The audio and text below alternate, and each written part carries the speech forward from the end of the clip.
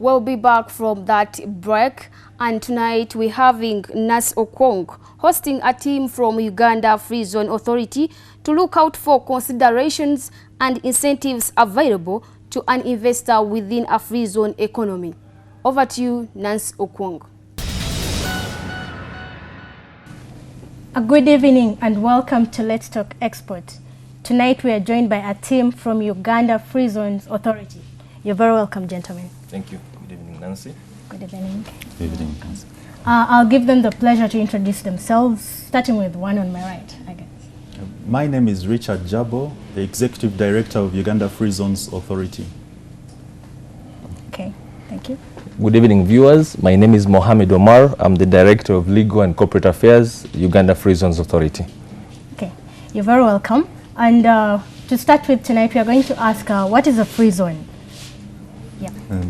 A free zone is basically a customs-controlled area, which is designated as separate from the customs territory. In essence, we're talking about a place which is an enclave within a country, and the rules concerning the entry and exit of cargo, of goods and commodities in that particular enclave are different from what you would normally have in any customs area or any country. Okay. So maybe for the viewers to get to understand this more, what does it take to be inclusive in the free zone? Essentially, for a free zone, somebody needs to have a license. What that license provides for you is entry of your cargo and your raw materials in that particular area that's been designated as a free zone. Maybe for the benefit of the viewers, I need to go into the background of this. Previously, we've noticed that within the EAC region, partner states have had legislation, different laws enacted to support export-oriented manufacturing and trade. Now, in Uganda, we had our act, the Free Zones Act, enacted last year, and the President signed it into law in February 2014. So we have established the institution to regulate and to license different players who are going to be part of this scheme. Our offices are Communications House, so we've already set up the institutional framework. The team is fully constituted with a board of directors, and we are open for business.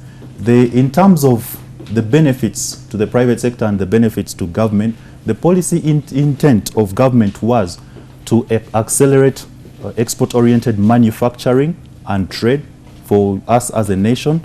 The other policy intent was to sort of accelerate job creation, because when you set up these entities, free zones, jobs will be created.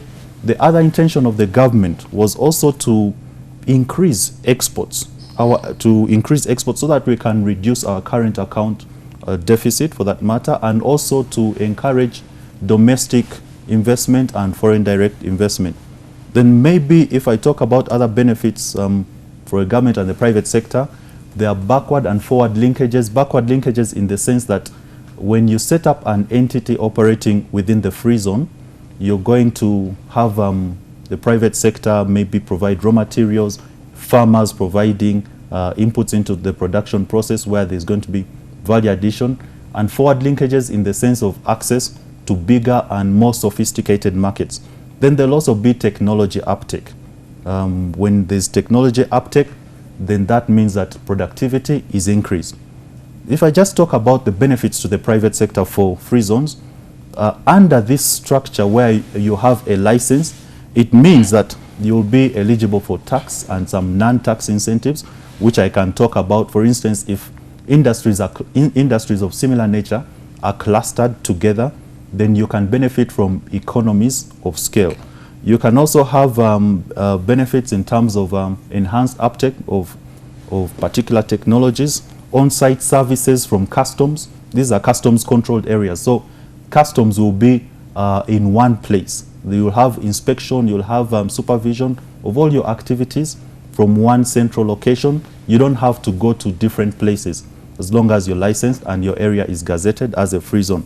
Then also as an institution, the authority will be able to provide you with more information concerning markets, product development, business development. We'll give you that kind of assistance. And finally, what I can talk about is maybe if the government also sets up a free zone, we could be looking at a situation where you have serviced infrastructure, and then you can come and then lease lands and structures of that sort. Okay, Mr. Richard, you hinted on something to do with employment as regards to the free zone. Maybe you would want to throw some more light to the viewers regarding that. Concerning employment, if I set up an industry or a factory, and that means I'm going to employ people who will be working on machines. I'll be employing people who will be supplying raw materials. I'll be employing people along the entire production chain. Now, there are two types of employment. There will be the direct jobs.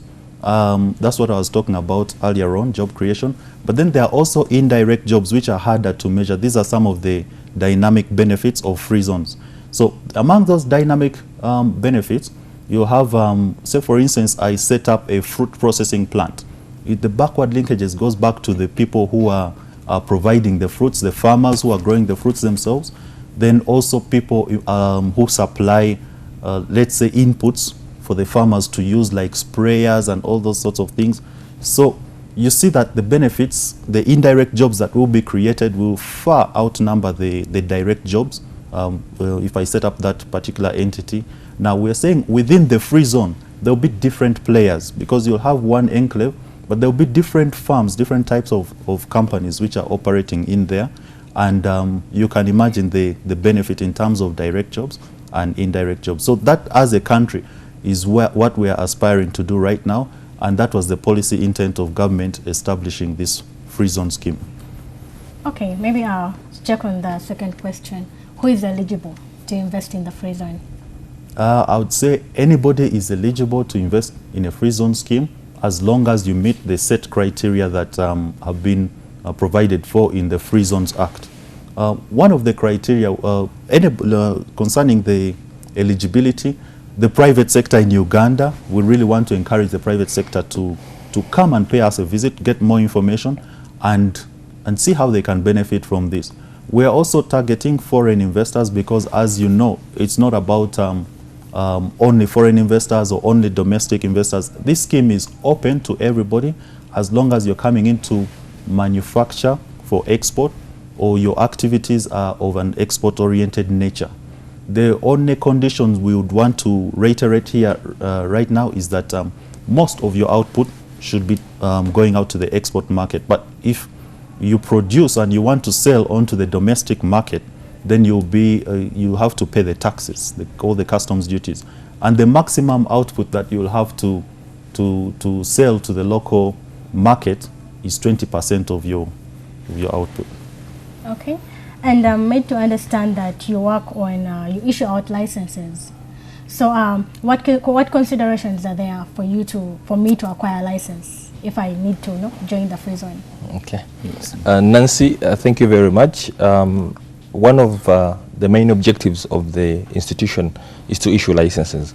Yeah. And the law provides for 3 kinds of licenses. We have a license which we issue to developers. We'll issue a license to an operator. We shall issue a license to a manager. Now, the conditions that are set for the issuance of the licenses are prescribed in our law, in our act. My colleague Richard has just told you that we do have a website. We can pick that easily from the website. However, going into the details of what you'd require, one is you'll have to incorporate a company for the sole purpose of operating a free zone. 2, on our website we do have an application form. We believe that it provides for all the information that would require as we consider to issue these licenses. An applicant will be is supposed to actually fill out that form, and alongside that form you'll have to provide us with documents. We expect you to have an agreement, because in case you're going to be getting into other legal arrangements with any other party, we expect you to have the agreement. We expect you to give us a business plan. We expect you to give us your master plan. We expect you to give us an EIA, environmental impact assessment clearance from NEMA, in the event that you're going to deal with the environment. In terms, there are people who will want to to produce, and the production may have an effect on the environment. We would also expect you to have a clearance from URA for purposes of tax clearances for those who are already established in Uganda. We receive the application.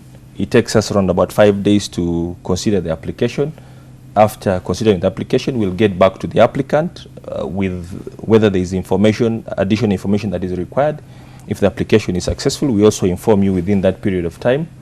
The evaluation period takes around about 45 days because you're looking through documents. The law also stipulates that we must do a due diligence in the event that there are, especially the foreign companies which are going to come and set up here. We have to do a due diligence on you. And then if we are very satisfied with the information, within a period of 12, we notify you, and then we recommend to the minister to issue to gazette the area as a free zone, and we expect within 12 months on issuance of the license, you should have already started your operations. So the law is really very, very clear on that. The conditions that I've just outlined, they apply to each and every one of the 3 license applicants that I mentioned earlier on. Yes, Nancy. Okay, so how do you differentiate, I need you to explain to me, to our viewers actually, the manager license and that whole thing seems to be confusing. Maybe you need to elaborate some more on that. Yes, thank you, Nancy. First and foremost, the first and we believe the major license is the one of the developer. As already explained by my colleague Richard, this is a high intense investment. You expect someone, first of all, there must be land involved. We expect you to do a perimeter wall fence. We expect you to do the road networks. We expect you to do the infrastructure within there. So if you come and apply for a developer's license, you should be able to have the capacity to be able to develop, put in the capital, to put in the infrastructure. That is what we term a developer. Now, an operator is the person who's going to come with his briefcase, with his raw materials, and operate within the infrastructure that has already been set up by the developer. Now, a manager is a person, because after developing, I may decide to contract you, Nancy, to manage my establishment. So you also have to apply for a license so that you can manage the infrastructure and the services which are going to be offered within the free zone. Let's have a short break and we come back with the money markets. And in the money markets, US dollar is buying at 3,303.17 and selling at 3,313.17. Pound sterling is buying at 5,104.45 and selling at 5,119.63. Euro currency is buying at 3,685.61 and selling at 3,696.57. Kenyan shilling is buying at 32.99 and selling at 33.09. That brings us to the end of Business Forum. I'm Judith Buizaganya. Have a good night.